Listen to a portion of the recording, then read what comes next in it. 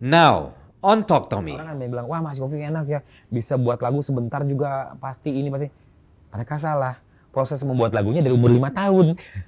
Kan nggak kaget dong dia datang, aduh aku lupa refleksnya. Coba kalau inget, bila aku ingat jadilah lagu. Jadi yang seperti itu banyak sekali menjadi spontanitas yang ajaib. Gitu. Tanpa mereka lagu-lagu saya tidak akan besar juga.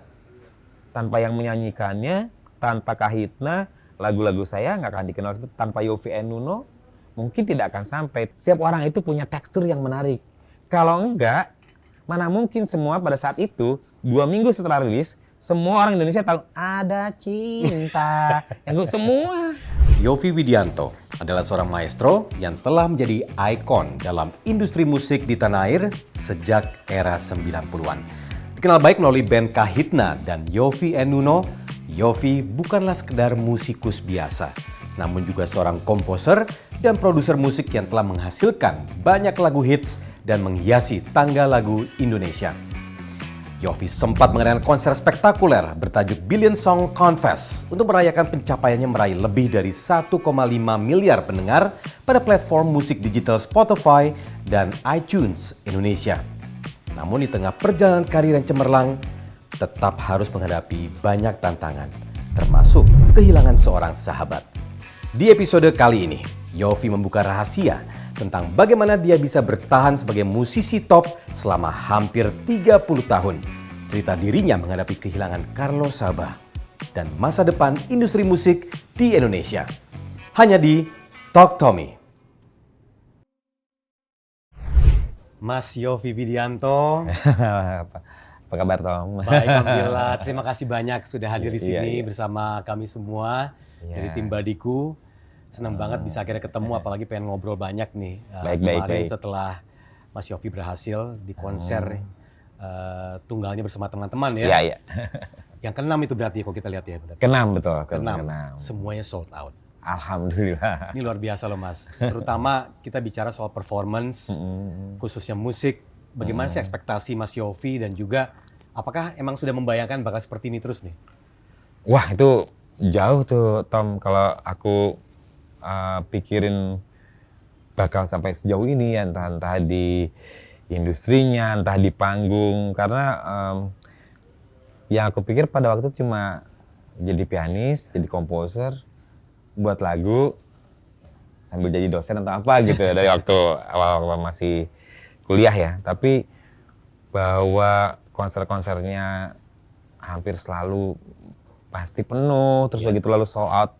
Terus konser-konser besarnya itu jangankan begitu ya. Kalau mau dipikirin lagu-laguku didengar orang begitu banyak aja, jauh dari pikiran itu sebenarnya. Nggak nyangka sampai di titik ini gitu yang nggak pernah. Apalagi dulu kan di era yang sangat awal dari mulai kaset ya. Iya. Kaset terus CD, terus sekarang di era digital seperti ini, sukses di satu layer itu aja udah alhamdulillah banget. Tapi bisa terus menerus ini atau bonus dari Allah. Dari yang atas. Tapi kalau melihat dari sisi pertunjukan, iya.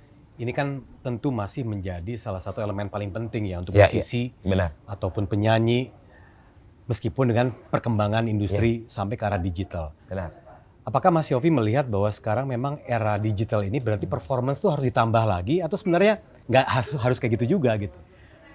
Di era digital ini kan media saja. Iya. Media saja, tapi sebenarnya yang membuat musik itu menjadi indah, musik atau seni pada umumnya adalah kekuatan hati yang bisa ditangkap oleh para penikmatnya, para pendengarnya lah, audiens atau pecintanya. Yeah. Jadi yang sulit menggantikan itu adalah kekuatan hati itu. Media bisa berubah ya, dari mulai sebelum digital, sekarang juga kamera udah dulu udah mulai gede-gede ya, sampai kecil-kecil ini, tapi kan fungsi yang ditangkap adalah bagaimana menangkap cahaya-cahaya yang akhirnya bisa ditergambarkan oleh gambar-gambar itu. Tetapi yang cukup sulit digantikan menurutku, walaupun sekarang ada kreatif dari manusia artificial gitu ya, dengan intelijensia yang sedemikian rupanya. Tapi saya masih punya keyakinan bahwa hati manusia itu sesuatu yang tak tergantikan yang menjadi kekuatan dalam sebuah karya. Berkah dari Tuhan adalah itu. Oke. Mungkin secara teknis ya bisa, orang kita secara komputer aja kita membuat susunan nada gitu. Kasih apa namanya polanya gitu, patternnya. Jadi gitu. Bisa jadi musik. Ya. Tapi akan menjadi sesuatu yang bernyawa, memberikan arti yang bisa ditangkap oleh sinyal kuat hati itu yang aku belum yakininya. Karena musik itu bisa didengar, musik yang indah atau musik apapun itu adalah sebuah media yang paling nggak bisa berbohong, Tom.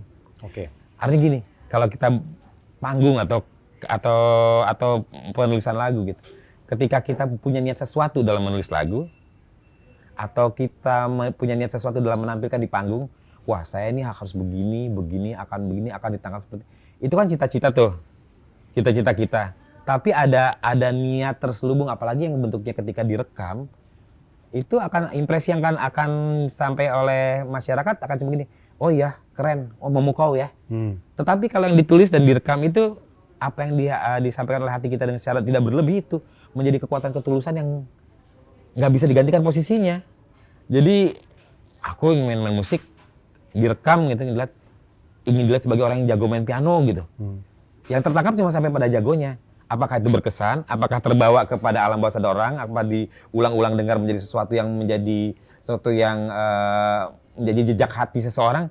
Itu belum tentu bisa gitu. Oke. Jadi ada dua macam pertunjukan. Pertunjukan panggung, tentu kita harus menunjukkan skill kita, menunjukkan idealisme kita dalam bermusik, apa yang mau disampaikan dalam sebuah sajian utuh.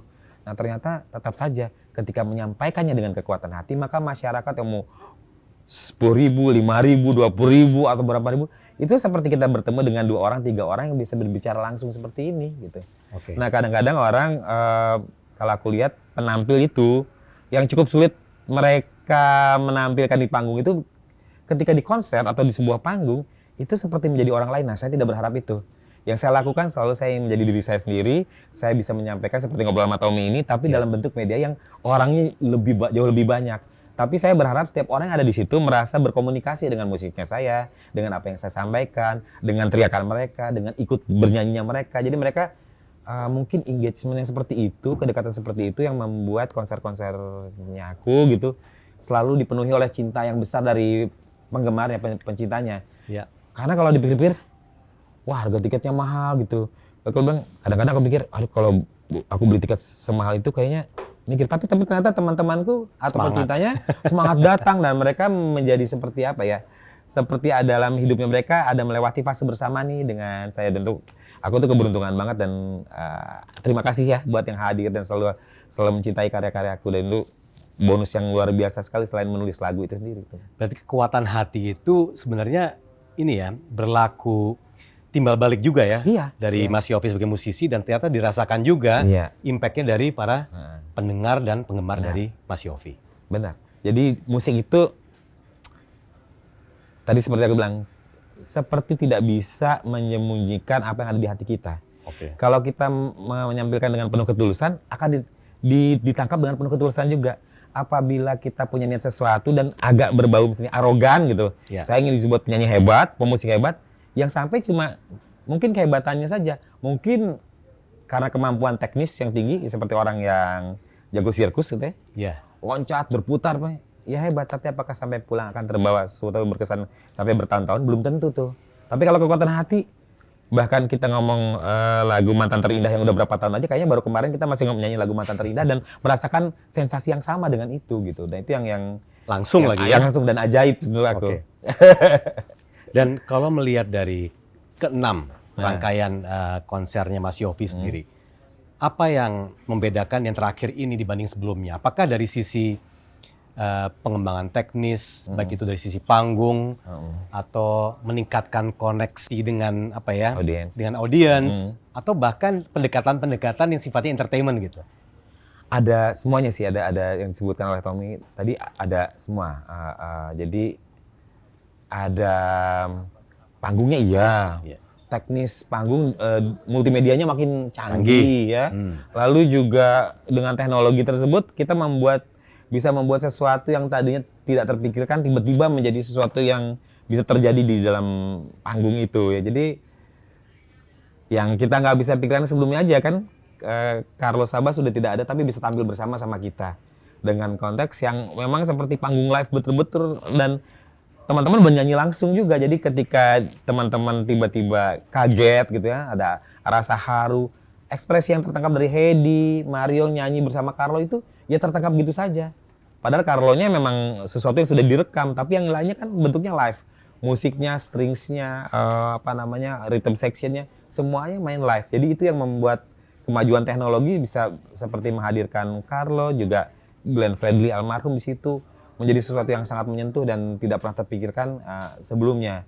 Lalu di samping itu, secara teknologi kita memungkinkan ketika saya membuat lagu gitu ya, diikuti semuanya, jadi mereka bisa lihatin prosesnya walaupun panggung masih berjalan. Jadi mereka tahu intensitas itu, lalu juga bagaimana spontanitas yang terjadi. Dan ya mungkin salah satu ciri khasnya itulah, dengan membuat lagu langsung itu selalu ada sensasi, karena saya dan teman-teman audiens yang datang itu punya perasaan yang sama, bakal jadi gimana ya lagunya ini. Oke. Karena aku nggak tahu juga lagu itu bakal jadi seperti itu, karena On the spot. On the spot. Nadanya, inspirasinya dari nada teman-teman yang datang. Lalu liriknya sembarangan mereka membicarakan, memilih. Nah ketika dirangkai, tetap dalam nggak? Tetap dapat nyawanya nggak? Nggak. Itu yang aku belum bisa ramalkan. Bisa aja aku fail sebenarnya itu. Bisa Nggak pernah fail kayaknya. Atau pernah? Menurut Mas Yofi ya? Ada sadar aku ada juga sih. Oh, ada juga ya? Menurut Oke, aku, oke. aduh, tapi penonton menikmatinya sebagai sesuatu yang menyenangkan saja ya, karena sensasi spontanitas. Cuma kalau dari sisi komersil, anehnya ajaibnya lagu yang dibuat mendadak itu pun mendapat respon bagus dari masyarakat. Gitu. Oke. Jadi, nah kalau itu udah nggak tahu tuh, itu mah pemberian saja. Aku akan banyak nanti mengajak Mas Yofi ngobrol soal Carlos Sabat. Iya. Tapi mau melanjuti yang barusan Mas Yofi jelaskan. Salah satu elemen yaitu dengan menciptakan lagu on the spot. Ini kalau boleh cerita sedikit Mas Yofi, saya ingat banget, ini 20 tahun yang lalu bahkan, ketika saya masih sekolah di Brisbane. Oh iya. Mas Yofi pernah hadir menghibur semua pelajar-pelajar di sana, penggemar Mas Yofi juga yang tinggal di Brisbane. Dan elemen itu juga Mas Yofi lakukan bersama almarhum Glenn Fredly. Jadi saya selalu menilai bahwa wah Mas Yofi ini memang elemen ini menjadi salah satu yang emang ditunggu-tunggu juga oleh para penggemar Mas Yofi. Nah kalau bicara soal on the spot, apakah banyak yang on the spot ini akhirnya rilis juga Mas? Kayaknya sebagai lagu ya? Ada beberapa, banyak bahwa on the spot dengan di audiens, saat itu juga ketemu penyanyinya. Kalau itu sering banget tuh. Saya mempelajari karakternya, suaranya, orangnya gitu. Saya pelajari, dan begitu ketemu, saya tangkap ngobrol-ngobrol dulu tuh. Ketika ngobrol tuh sebenarnya saya terjadi proses pembuatan lagu dari saya. Lagi ngobrol nih. Lagi ngobrol. Nah, ngobrol tuh buat lagu. Nah, ketika dia nggak ada, saya kasih waktu ya berapa menit, 2 menit, 3 menit. Saya jadiin lagunya. Terus ini lagunya udah jadi. Padahal lagunya memang saat itu juga dibuat. Karena aku ingin menangkap sensasi apa yang aku bisa dapatkan dari seorang Yura gitu misalnya. Atau Tulus. Banyak sekali kejadian-kejadian lucu kalau dalam proses itu. Kalau misalnya ada satu contoh hal yang ajaib juga yang aku tuh pernah dalam satu saat 20 tahun lalu lebih lah, itu hampir 30 tahun. Saya kedatangan sahabat-sahabat saya di Musika. Studio. Jadi saya lagi diam di studio itu karena setelah lagi tur sama Kahitna, saya memang janji rekaman, tapi saya tuh lupa sama siapa rekaman karena biasanya saya main piano gitu ngisi apa. Nah, di sana tiba-tiba teman-teman saya, sahabat saya datang begitu. Ini sekarang waktunya rekaman ya kita. Itu saya belum buat lagunya. Saya lupa kalau saya tuh janji sama sebuah trio namanya Lingua pada waktu itu. Oh, Lingua. Nah, bertiga tuh sahabat-sahabat. Teman-teman bertahu nggak tuh Lingua? Nah, Lingua itu mereka datang, aku tuh belum buat lagunya. Hah? Aduh, udah janji sama teman-teman nih, sahabat-sahabat deket saya semuanya. Ini lagu yang hits bukan tapi? Iya, ya ketika itu datang ya, mereka datang. Terus udah gitu, oh kalian makan dulu sotomi ya kan, sotomi di dekat Musika tuh enak banget ya. Makan dulu ya. Aku ke belakang, ada sound engineer-nya bilang, Mas Yofi lupa ya, sekarang rekaman untuk Lingua itu. Iya, aku lupa, aku pikir rekaman buat siapa. Nah, karena aku lupa, aku bilang, ya coba kalau inget, jadilah Bila Ku Ingat. Bila Ku Ingat. Nah, itu cuma sebentar aku buat, ternyata lagunya meledak juga. Jadi, cepat atau lambat tidak menentukan keberhasilan sebuah lagu. Dan itu sering kali terjadi. Tapi yang paling penting menurut aku, bahwa orang kan bilang, wah Mas Yofi enak ya, bisa buat lagu sebentar juga pasti ini pasti. Mereka salah. Proses membuat lagunya dari umur 5 tahun. Belajarnya ketika sampai itu jadi udah cukup panjang. Jadi ya seperti orang Van Gogh membuat lukisan itu katanya cepat sekali bisa bagus. Tapi untuk perjalanan itu mungkin puluhan tahun Van Gogh bisa seperti itu. Sama juga aku juga. Tidak tiba-tiba bisa begitu. Ada proses, ada kekagetan. Kan nggak kaget dong dia datang, aduh aku lupa refleksnya. Coba kalau ingat, bila aku ingat jadilah lagu. Jadi yang seperti itu banyak sekali menjadi spontanitas yang ajaib. Gitu. Begitupun Adu Rayu. Adu Rayu pun yang terakhir itu juga nggak lama. Udah aku suruh Berapa lama tuh Mas? datang sana, datang studio. Ada Tulus, ada almarhum Glenn. Bawa baju ya, jas ya, nanti kita rekaman soal itu. Nah saat itu aku buat lagunya, terus liriknya juga kerjasama ya. Tulus kan pandai merangkai lagu juga. Akhirnya saat itu dibuat di persiapan. Nah lagu yang didengarkan secara Adu Rayu ya yang saat itu direkam dan sekarang ada di platform udah sampai 100 juta lebih itu. Itu berapa lama Mas? Ya 1,5 jam. 1,5 jam. Wow. Untuk jadi sebuah ini ya kan pemain musiknya langsung lah mereka latihan dulu cocokin. Yang vokalnya adalah ada orang ini dikit tapi gak lama juga bahwa kita ya ada salah-salah kata-kata baca ulang sampai ketawa-tawa itu video behind the scene-nya banyak yang lucu-lucu tuh dari Adu Rayu itu gimana Glenn salah kata-kata udah panjang Tulus juga ulang lagi nah 1, 2, 3 kali ya sehari itu pokoknya udah jadi lagunya jadi video klipnya juga untuk ini ya kecuali ada tambahan adegan tuh yang di tempat lainnya tuh ada Velov Nicholas dan Saputra ya dengan Chico Jericho yaitu buat syuting di tempat lain. Itu yang lama pasti itu tuh. Saya ingat tuh ada intro sama bagian tengahnya rada panjang tuh ya bagian filmnya ya. Dipanjang-panjangin itu malah diedit biar mereka bisa ngomong ya, bisa ngobrol sih. Jadi hal tersebut ya jadi yang spontan itu seperti juga di Brisbane. Brisbane atau di beberapa kota itu sebenarnya aku sama Glenn Fredly itu sahabat yang paling dekat yang juga sangat cepat dalam menangkap format-format not dan melodi yang saya tulis gitu. Jadi ketika itu aku selalu bilang, Glenn kita buat langsung aja, nggak usah ke belakang. Jadi lirik aku tulis saat itu juga dari penonton juga. Saya mainkan satu putaran itu satu putaran ada frame polanya, patternnya.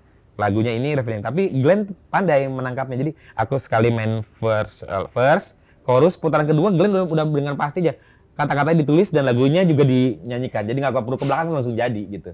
Verse kedua nih ya? Ya gitu ya. Verse kedua jadi langsung terjadi lagunya dan di setiap kota yang aku datangi gitu karena kekuatan keindahan sebuah komposisi itu adalah salah satunya spontanitas dan kejujuran itu. Jadi lagu yang kuat biasanya ada kejujuran dalam proses membuat lagunya. Artinya bahasa kalau orang yang patah hati karena ditinggal pacar yang baru 3 bulan tentu berbeda dengan yang putus sudah hampir tunangan. Ya. Nah itu harus terasa di dalam gambaran gitu ya. Ya dalam gambaran lirik lagu itu harus tergambarkan. Jangan orang yang baru kenalan 3 bulan, pacaran baru 2 minggu juga, udah gitu kayak patah hatinya kayak orang yang udah mau ditinggal pergi seseorang gitu kan. Itu ada takaran kejujuran yang bisa tertangkap oleh masyarakat dari melodi-melodi itu. Bagaimana keindahan Janji Suci, jadi sebuah Janji Suci itu lagunya 3 chord, sederhana tapi menjadi lagu kebangsaan orang menikah sampai mungkin berapa ratus ribu orang menikah dengan lagu itu gitu. Untuk saya nilainya itu lebih tinggi daripada royalti karena saya hadir di saat-saat kebahagiaan orang dalam merayakan peristiwa penting dalam hidupnya. Nih, mumpung disebut royalti nanti aku juga tanya soal royalti ya. Oke, Mas Yofi ini masih bicara soal konser ya. Apalagi Mas Yofi dengan konsernya Mas Yofi tentu ini sudah bicara kedekatan Mas Yofi dengan sejumlah baik itu musisi ataupun penyanyi yang akhirnya mereka pun juga dengan senang gitu bisa perform bareng Mas Yofi karena ini merupakan bagian journey mereka dan juga journey-nya Mas Yofi. Bagaimana Mas Yofi menilai teman-teman musisi ataupun penyanyi yang akhirnya juga bersama-sama Mas Yofi bisa mensukseskan sebuah karya gitu?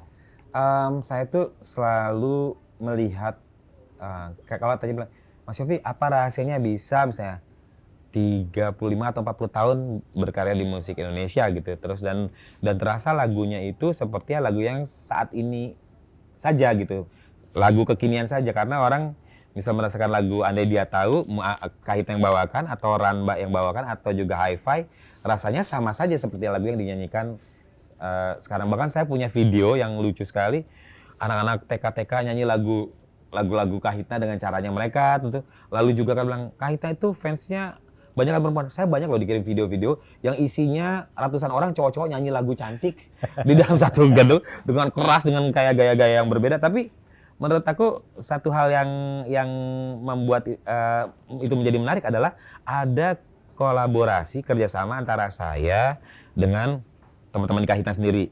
Kolaborasi itu bukan berarti harus dari teman dari luar saja.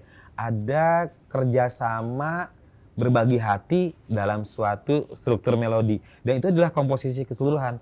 Jadi kalau aku melihat komposisi itu tidak hanya dari lagu dan lirik yang aku tulis.